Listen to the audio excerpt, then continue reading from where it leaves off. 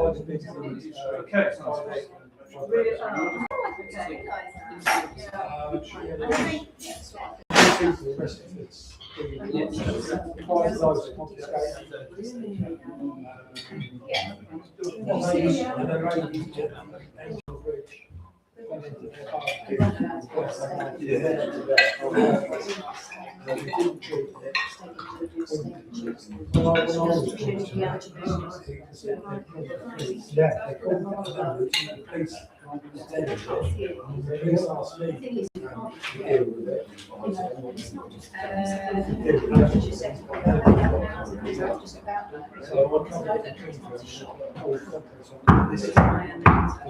All rise.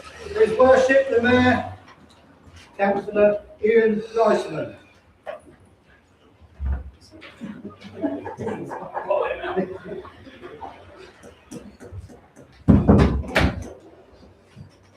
Right, good evening everyone, please sit down. Give me just a minute.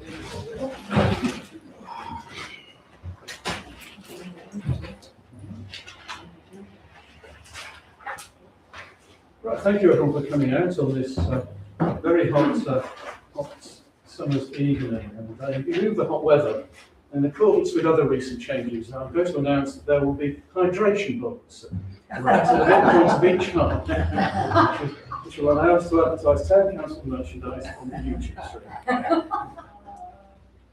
Okay, that's not really. Right, good evening everyone. Item number 1, apologies for absence. We have apologies from councillors Gavachak, Hinton, Hoskins and Hunt. Item number 2, declarations of interest. We have any. I would like to clarify the situation regarding the item number 12 on the River and Rain Museum. The Town Council nominated trustees currently are Councillor Hunt and myself as Mayor. Councillor Hunt and Councillor Buckley as previous nominated trustees from the last civic year did receive a dispensation. Otherwise, they would have because they do have an ORI, another registered interest. I have not received a dispensation yet, and neither have I signed the trustee papers yet. So I'm not yet a trustee, but I will sign the paper shortly. And I've received from the River and Rain Museum Foundation legal advice on any difficulties regarding conflict of interest from their end, which will mean that neither Councillor Hunt or myself will be able to take part in any discussions regarding the assignment of the lease from this town council. But so what I would like to do is to have a proposal that Councillor Hunt and myself do receive a dispensation on the matter of the River and Rain Museum until that issue is resolved. So can I have a proposal along those lines, please? Your proposal? Yeah, Councillor Anderson, yeah, can I second it? Deputy Mayor. Okay, all those in favour of that proposal? Thank you. Item number 4, minutes. To approve the minutes of the full council meeting. Oh, sorry, public participation.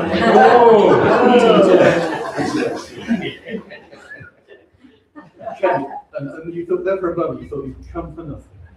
Okay, public participation. So please, if you want to speak, please raise your hand and introduce yourself, and you can speak on 3 minutes on any matter affecting the town. Councillor Albert, you District Councillor. I was almost going to say you're the best mayor since 1991, but I have to.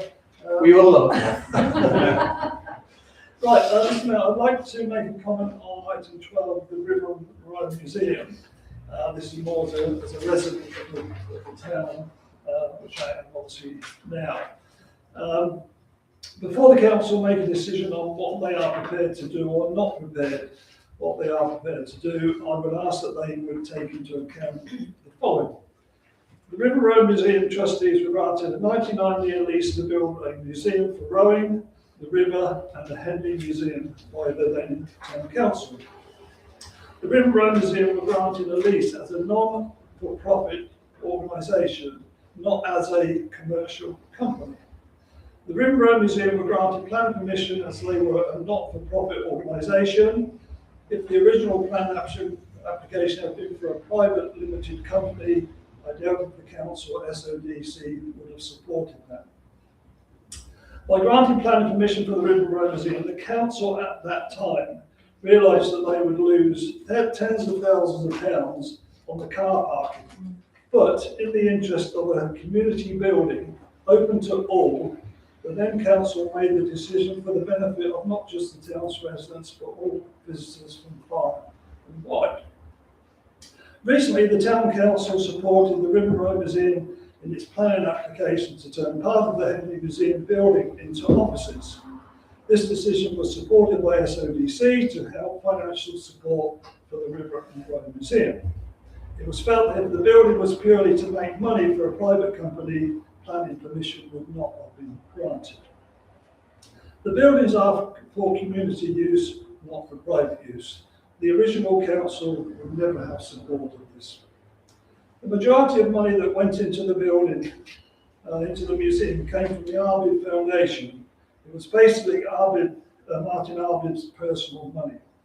If the buildings are to be leased, or to whatever organisation, any money that the River and Road Museum raise should stay locally.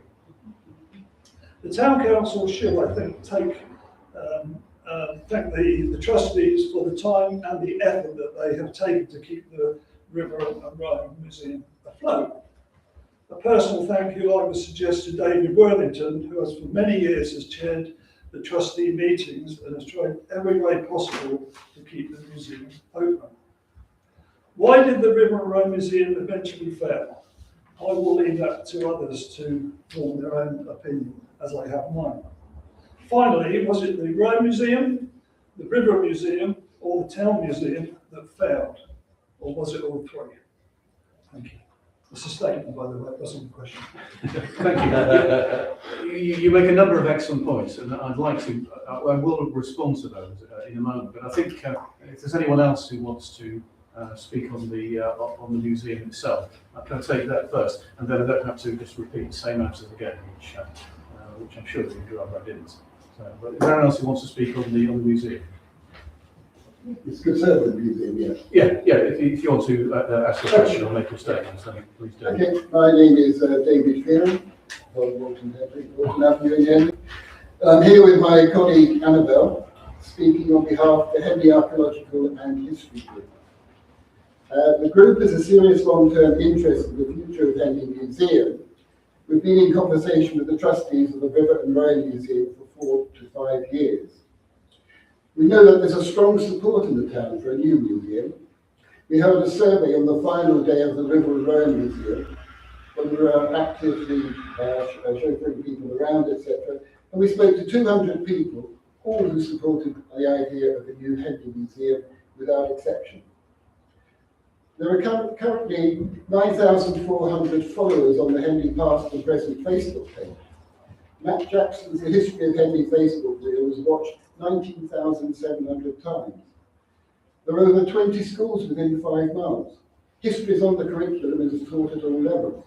People are interested in Henley and its history. There's no doubt about the support for the museum. Kate Trent, the curator of the museum, has been very helpful to us, the group. She has allowed us to access a database of about 10,000 items in the museum that help to tell the story of Henley and its position by the Thames. It's no small job. We're working on this content as we wish to assist in laying the foundations of a new museum. The chair of the trustees has always said that we could rely on them to do the right thing. He never explained what that meant. The trustees are mostly from the rowing community. They're not from Henley. We're told that they do not want to run a new museum. We sent a letter to David Worthington on the 29th of June asking some direct questions about the future of both the building and the collections. This has not yet received a response. We're planning on sending an open letter asking the questions we know residents of the town would like to ask. But we published this to keep it in the public. But without accurate information, it's difficult to address the real issues. So, coming to my question, moving forward, the council is going to leave the town residents behind you. I'm sure it will do the best interest, as you see it. But you need the town to invest in there, otherwise people are going to be facing a lot of criticism. So can the council please make public more information about the current situation and the issues we face? I know a lot of it is confidential, commercially confidential, but there must be a lot of general issues should be now in the public domain, and it's difficult because they're not. And my last question, is there something more that we in the history group can do? Because we're listening, but we can't work in the vacuum. Thank you for listening. Thank you, David. You also made a number of excellent points and have asked some very pertinent questions. And what I would like to say is that I think everyone on this council and the vast majority of the Henley residents, if not everyone, recognises the importance of the museum, the contribution it's made in the past, and the importance of keeping the contribution that it can make in the future as protected as possible. We will be considering the issue of the museum later in this meeting. The River and Rhine Museum Working Group met just prior to this meeting, and its recommendations will be considered in that item. The future of the building and the Henley collection is important to the town, and is the question probably most often raised with me as mayor as I attend my engagements. This matter is also very important to the town council, both as a custodian of public assets and as the landowner. We will be discussing our formal position, and what I'm doing is speaking before that. So the position of the council will be decided later in the meeting, and so there's a limit to what I can say.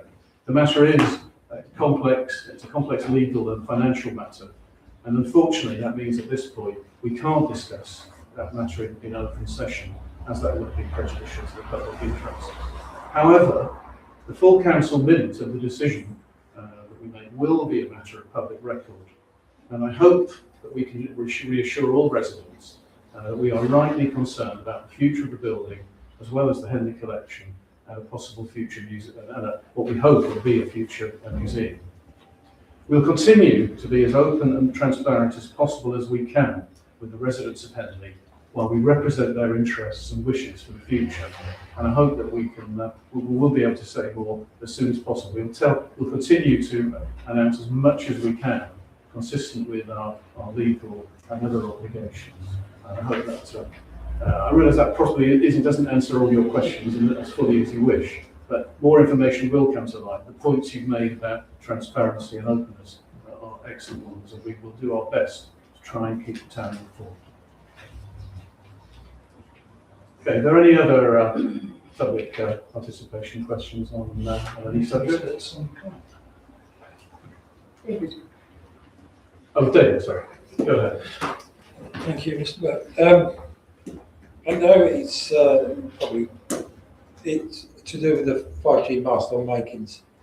I know it's been accepted and to be put up as Makins, but I'm trying to get my head around that if we're getting try to go for green park status and protect our parks and our green spaces, why are we putting things like that, or structures or any type of thing, on our green spaces? So that's got two things. It's got a covenant and it's got green parks things, but they're still going ahead with that thing. So these things not mean anything when we're putting these things in.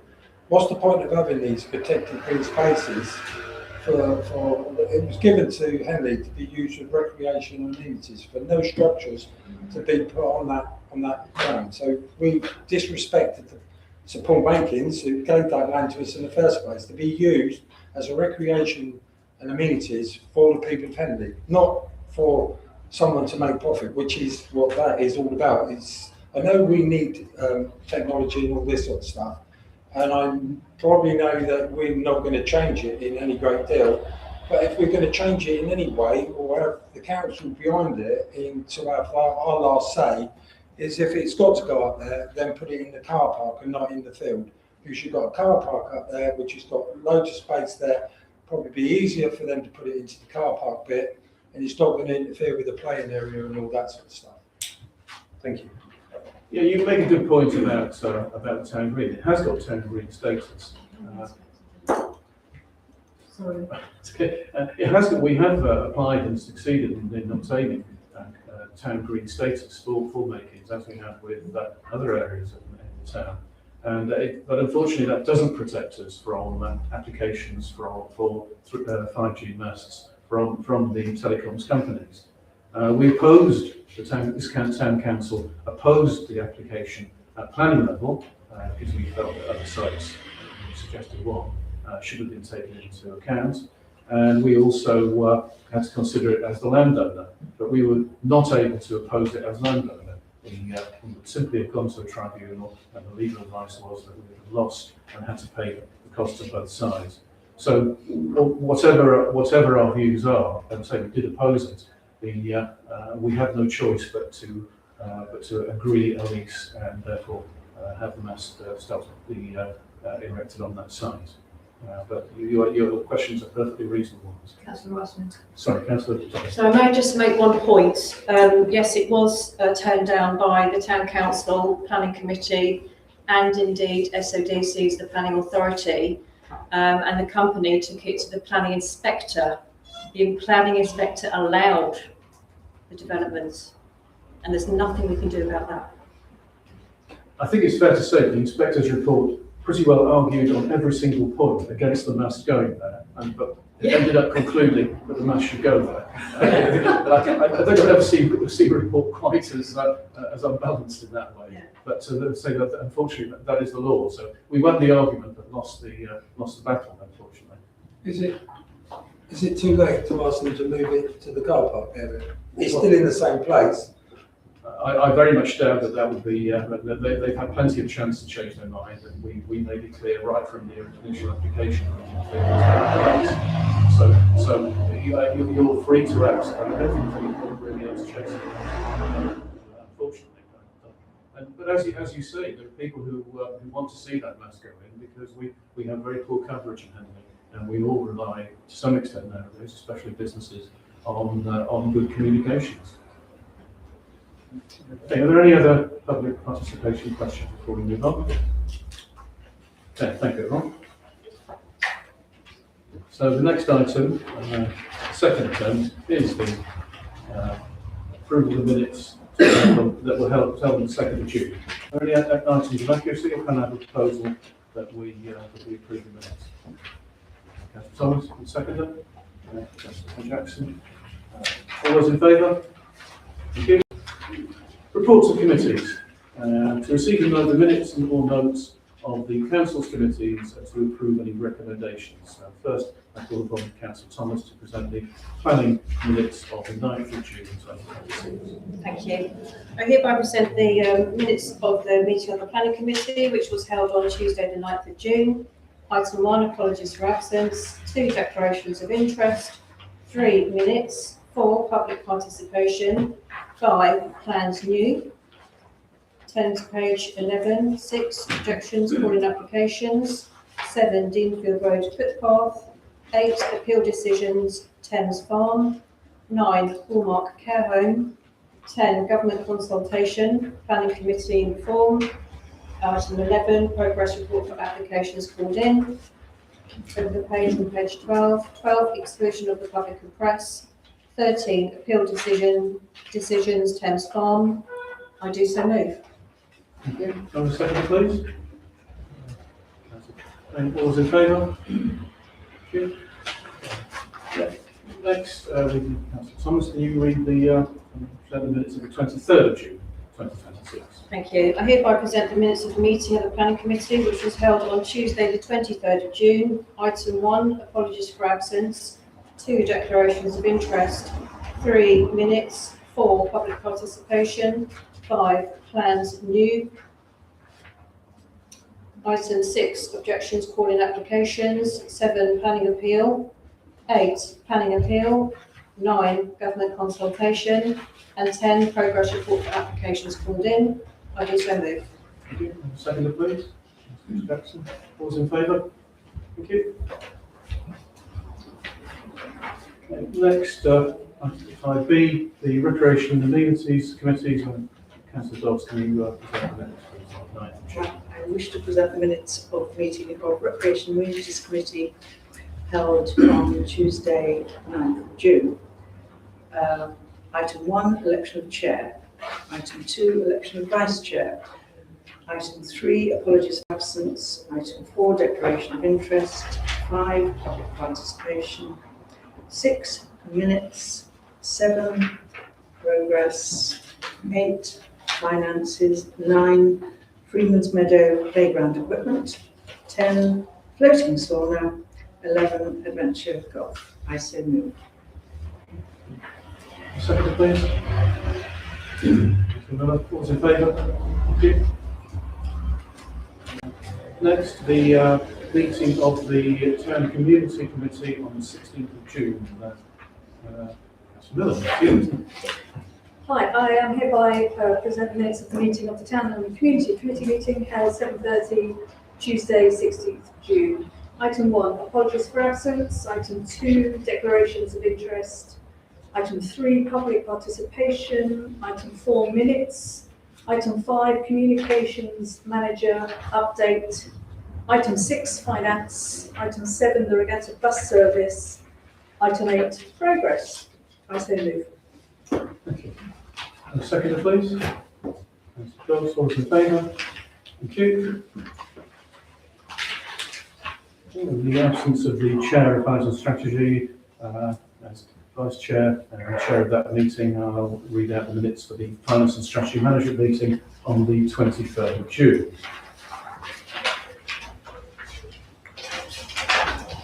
Item number 1, apologies.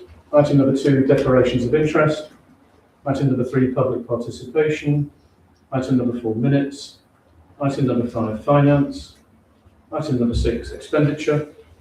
Item number 7, River and Rain Museum Working Group. Item number 8, mast at Makins Recreation Ground. Item 9, exclusion of the public and press. Item 10, legal updates. Item 11, moorings at Thameside North. So moving. Second, please. Okay. All those in favour? Thank you. Item number 6, reports of other authorities to receive reports from district and county councillors. Who'd like to go first? It was a dead heat. Thanks for playing extra time. Lee, go ahead. You've seen my report, improved safety results this year by 18% year on year, following another improvement last year, which I think gives us some cause to believe that some of the steps being taken in Oxfordshire, including the 20 mile an hour initiative, is bearing fruit, bearing in mind that across the Thames Valley, actually, deaths and serious injuries have increased by 20%. So it's a very different direction in Oxfordshire. Quiet lanes, that's a small proposal really, but it just enables some areas to have a connecting route for active travel, for cycling and for horse riding, which may connect a wider network of cycleways and bridleways, where it doesn't have a significant impact on traffic. Some of these routes are used a bit as cut-throughs, but where there are equally good routes alongside, that's the proposition to look at. And I suspect there will be relatively few of these across the county, but nonetheless, they can provide a valuable role. You will have seen, no doubt, the publicity around the flags and the injunction that Oxfordshire County Council won in the High Court. And I think that brings that episode to a close. Those people, I do not believe, will now be putting up further flags. And the injunction actually applies to other individuals who might choose to do so as well. So that is that. Send action plan, very important because it marks the change that the government are demanding in SEND provision for the future, bearing in mind that children who are in a step of education, be it primary school or secondary school or whatever, won't be diverted from where they are already. But where new cases are evaluated, the intent is to move gradually towards a position where many more of the SEND children are dealt with in mainstream settings with additional support, and that's a national policy. Oxfordshire's part in that is to plan ahead for what they are going to do in Oxfordshire, and it is a condition that the government has set that they will reimburse 90% of past deficits, provided that these plans are put together appropriately. And there seems to be every evidence that Oxfordshire has done the right thing, but they have to go through a formal review process with government before that's finalised. The constitution was updated, and Stefan was involved in chairing that working group, mostly a tidying up exercise and trying to use timing council meetings a bit more efficiently. I mentioned the motions there on sustainable facilities grants, climate adaptation, and in particular dealing with planting and other means of slowing flooding flows, and also to try and mitigate heat islands within urban areas. I noted that there was a report from meteorologists suggesting that Oxfordshire by 2056 will routinely be seeing 45 degrees centigrade. That's like 113 Fahrenheit in Albany, quite regularly in our summers, and it just really sets out the scale of adaptation that is likely to be needed. And then finally, one to call for action to use the new government powers to restrain dangerous pavement parking, and to try and look at that in the round in a balanced way that doesn't just drop lots of bans in, but actually thinks about what the solutions may be, and to try and get a sensible and reasonable use of space. You've all heard about the congestion charge previously. Way before the congestion charge were the filters. They were planned to go into place, and they didn't go into place because the Botley Road rail junction brought a lot of chaos to Oxford. So it was worked around, and the congestion charge was put in place as a temporary measure.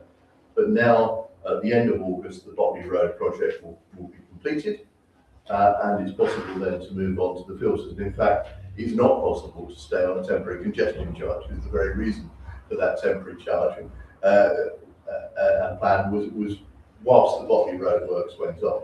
So that's the background to that.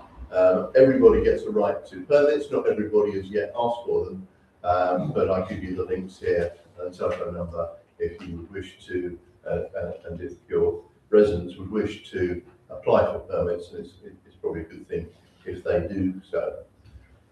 One thing that perhaps I should have included, and which I mentioned verbally, there was a meeting of Oxfordshire and Berkshire, Swindon, council leaders to assess the government's plan for devolution. The government had sought to impose a geography which included Swindon. The bizarre situation is that only unitary authorities had the power of veto and not districts, although many of the districts in Oxfordshire were minded to oppose. In fact, in the end, Oxfordshire and Windsor and Maidenhead did veto it, saying that Swindon was a bonkers idea, had no proper basis in cultural links, or indeed in economic links. And actually, all that was being offered was an FSA, foundational strategic authority, without any clue as to what finance it might have, but with the general understanding that it would be very little, in comparison to a mayoral strategic authority, which had originally been offered, but has now strangely disappeared, basically, I suspect, because it would involve more money than the government has got to offer. So the upshot of that is that because they have a veto, because that can only be changed by legislation, the government have now can't proceed as they wanted to proceed, and we shall have to see what happens next.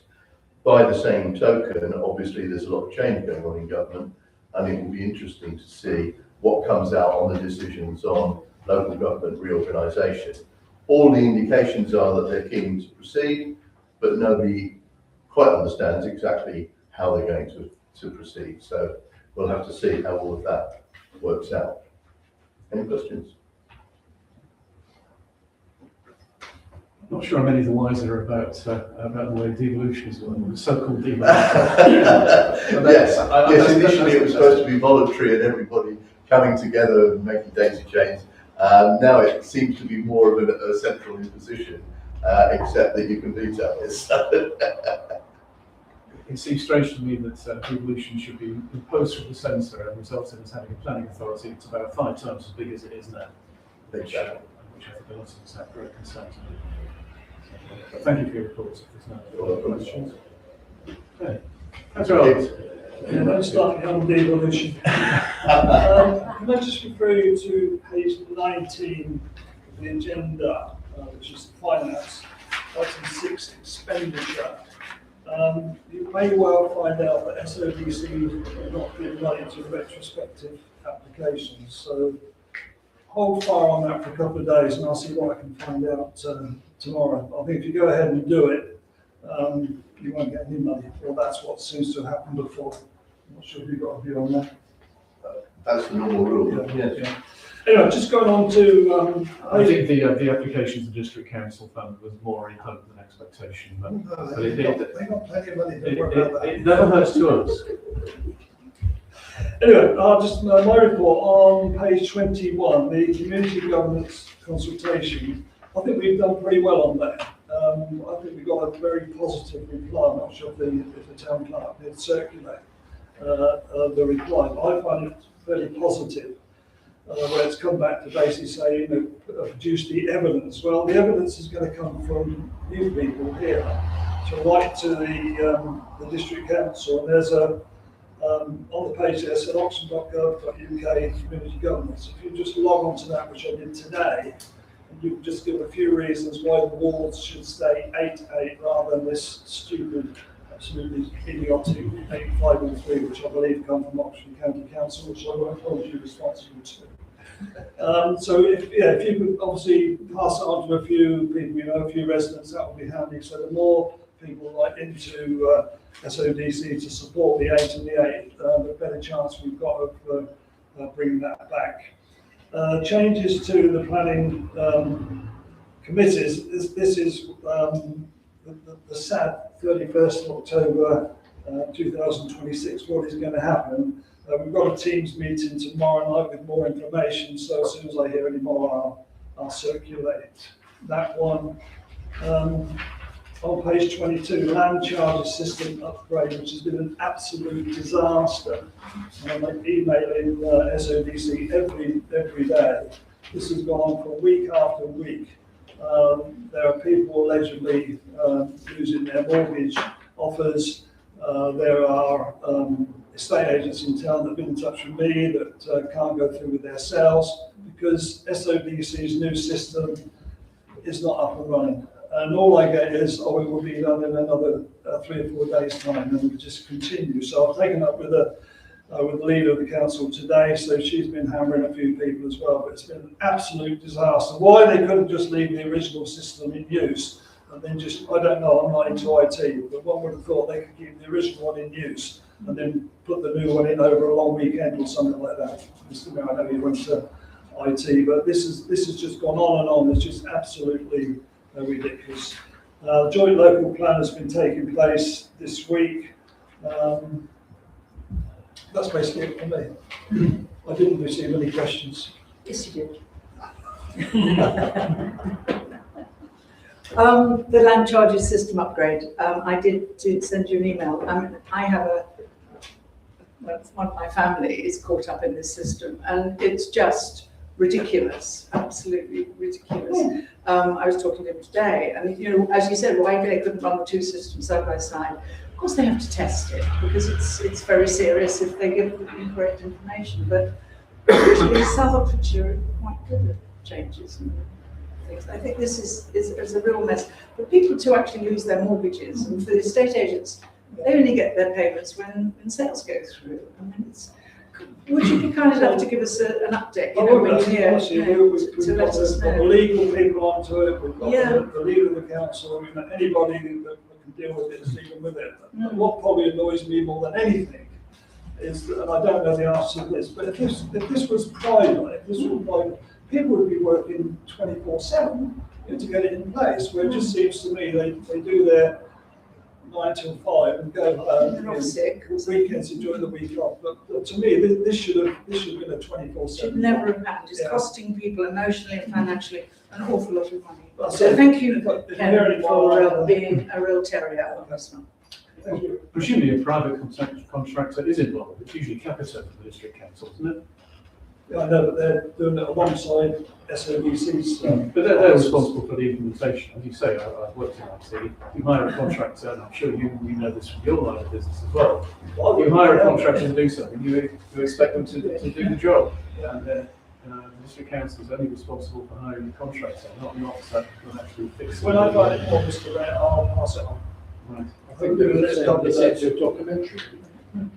So we also had a problem with the planning portal, and that was upgraded. Yeah. Yes, that's It's right. quite difficult. Still ongoing. Yeah, it's still, there's still problems with it. Okay, thank you for your reports, councillors. We now move on to item number 7, reports of outside bodies. Would anyone like to report on the outside body? Councillor Pandai, are you? Thank you, Mr. Mayor. Yes, so I'm just representing Green and Henley and just wanted to say that in June we celebrated Great Big Green Week, and a huge thank you to anyone who came and supported the event during that week. We kicked off with a Great Green Big Festival, which showed real community spirit with a load of people coming out despite the wind and the rain and a gazebo almost flying off down the marketplace. So it was a really great fun atmosphere, and it was great to see Henley Town Council have a shared stall there promoting the bee-friendly streets and bee-friendly town status. So it was a really great success. It was also the launch of our revised pledges for the planet. So we do thank Henley Town Council for taking one of the pledges and encourage every councillor here to also take a pledge. More can be found on the website. During that week, we also hosted a community resilience briefing here at the Town Hall, where over 100 local leaders joined and representing 80 different organisations. And a big thank you again to those who were able to attend that. I'm sure it was a lot of food for thought and some potential plans as to what could be happening next. For those who missed it, fear not, there will be another opportunity to watch it. It's our next green screen at Regal on July 27th, which is a Monday night. So do put it in your diaries and come and join us. That's it. Yeah, the resilience meeting was excellent. I did attend that, and the film is well worth watching.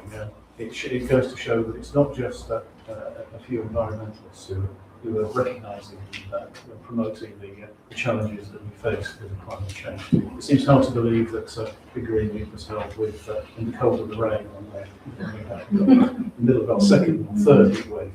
I'd say it was a great event, and so was Big Green Week. And I enjoyed going down to the festival. Yes, I did want to ask. It's about the municipal charity which you sit on, and we get a report of the education charity from Michelle, and I do a report on Thamesfield. And the municipal charity is, I don't think many people know about it, and the number of buildings and almshouses and things that are around. I think a report on the municipal charities next time you go would be really, really helpful, because they own a lot of properties in the town. They are a landlord, they run the almshouses, and they make donations to, there was something in the paper recently, they made a donation. And I think it would be, in the way that you share what the educational charity is up to, and I've shared what Thamesfield has done, I think the other big charity is municipal charity. So I'd really like to hear, maybe we could bring it up for next time. Yes, Councillor Hinton is also. She's on as well, isn't she? Yes. She wasn't at the meeting that I went to a couple of weeks ago. But it's clear that not only do they provide housing, they provide a fair amount of pastoral care to make sure that the residents are fit and well, and in some cases are actually able to live on their own. And the meeting was involved hearing some quite distressing incidents about what they have to deal with in order to properly look after their tenants. But as you say, there are a number of properties that they meet what people need in terms of housing. And Henley people in Henley do have problems and do need organisations like that. It's not the only housing trust, housing association in Henley, but the work they do is excellent. Is that I'll and the try and properties that they own in the town, because there are many of yeah, them. I haven't got a full list, but it seems to go on for quite a while. As they were I going mean, through. you know, I think many people just don't know actually what the properties that municipal charity own. Yeah. And that's town wealth, really. I'll communicate with Wendy Boucher, who's the Yeah. administrator, and see if we can put something Sure. together. Lovely. Any more outside comments? Reports?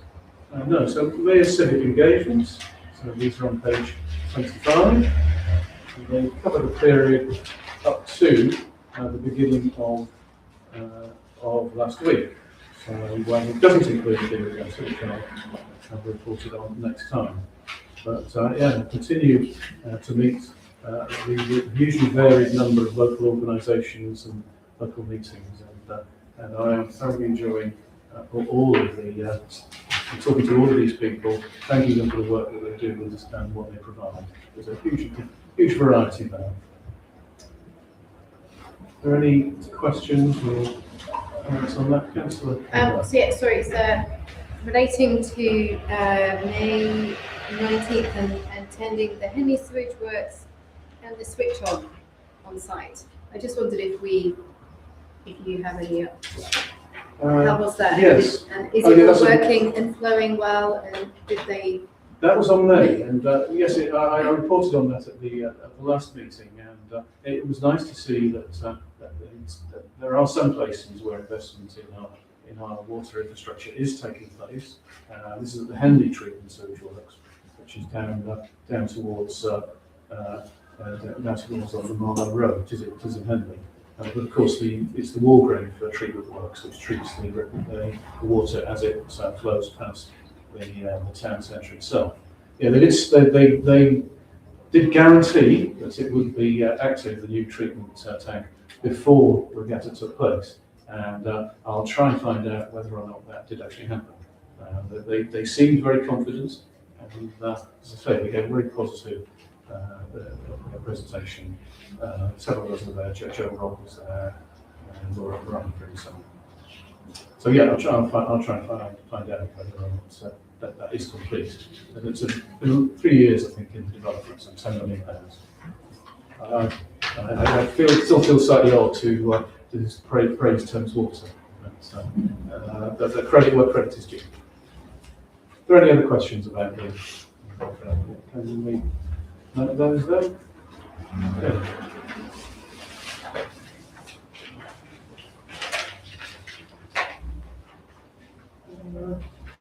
Climate and Nature Emergency Advisory Group, item number 9.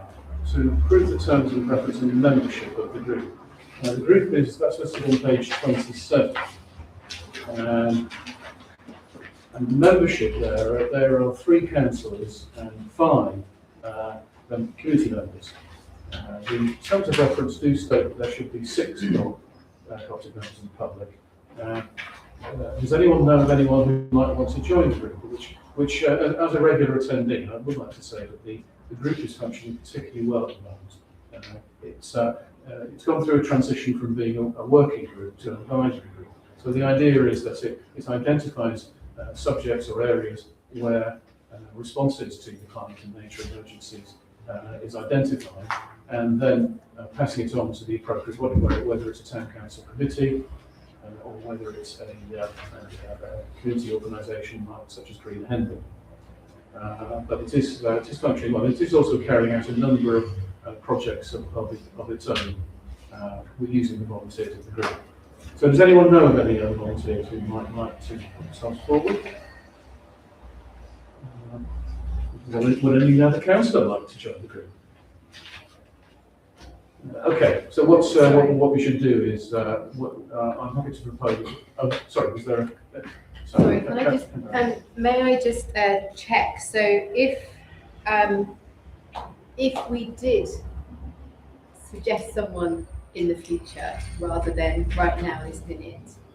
Is there an option to include them during the course of the year? I think they can either be nominated by full council to do this committee report, or it could co-opt itself. No, so membership has to be decided by the parent body, so in this case, for the council.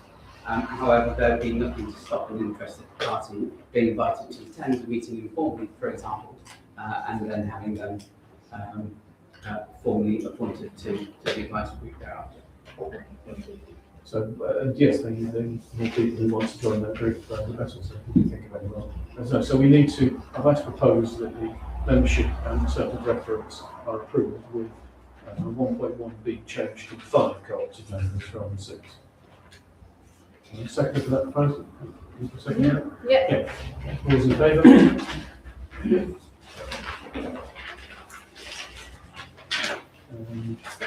Then we now move on to the expenditure, item number 10. So to approve 12,000 from the building maintenance earmarked reserve for remedial work to the over 60s club. Over 60s club Q2. So that's on page 31. And there is a reasonable need to do this quickly, given the club is going to be closed and it's convenient to carry out that work. So the town clerk, I think, is Charlotte Hilliers has written the report. So are there any questions arising from that? Can I just say Okay, so thank you. Remedial work, the damp issue, yes, the 6th officer. I'd like to thank Councillor Arlett was really helpful. He's on our management committee, and it's a problem that we have not addressed, and we should have done. And so that started the chain rolling. And of course, we want to try and do it in August when our chef and managers are on holiday and a lot of our members are not around. So I'd really like to thank Charlotte and Sheridan. They've really put this together. We've had 3 quotes. And all in all, we're July now, and you've done it really very quickly, very professionally. And it's our building. We have to look after it. It's town council building. You've been very helpful with the guttering along the outside as well, because the damp is coming through the walls. And so I'd like to thank you, and I'd like to propose this recommendation. Comments on that before we vote? Councillor Van Dyke. Yes, I just wondered, has the cause of the rising damp been identified? I can't tell you, but I'm sure Mr. Arlett can tell you. It's a very old building. It's a very old building, and that's rising down, isn't it? Not proper. It's foundations from Victorian times. And Councillor Arlett. There's a damp of course in the building, so the Yeah, water just comes straight up. Yeah, so I was just thinking about in terms of, we had during the Great Big Green Week, we had a floodmobile, and it was just really interesting to us to see all the different things that we can be doing. I don't know if it's prone to flooding or if it's prone to any kind of that kind of emergency that could be causing issues for the over 60s club. It was No. I don't think it's flooding. No. Yeah. It's no damp, of course, as you say, and then it was dry lined and it wasn't done. Yeah. Yeah. So. Okay, so any more questions before we vote? So we have a proposal in second there for 5.1. All those in favour? Thank you. We now move on to item number 11, exclusion of public and press. To consider that the public and press be excluded from the remainder of the meeting in accordance with the Public Bodies Admissions to Meetings Act 1960, as publicity would be prejudicial to the public interest by reason of the confidential nature of the business. Seconder? Councillor Dodds? All those in favour? Right. There is refreshments available afterwards for those who are not able to stay for this item. James will let you into the mayor's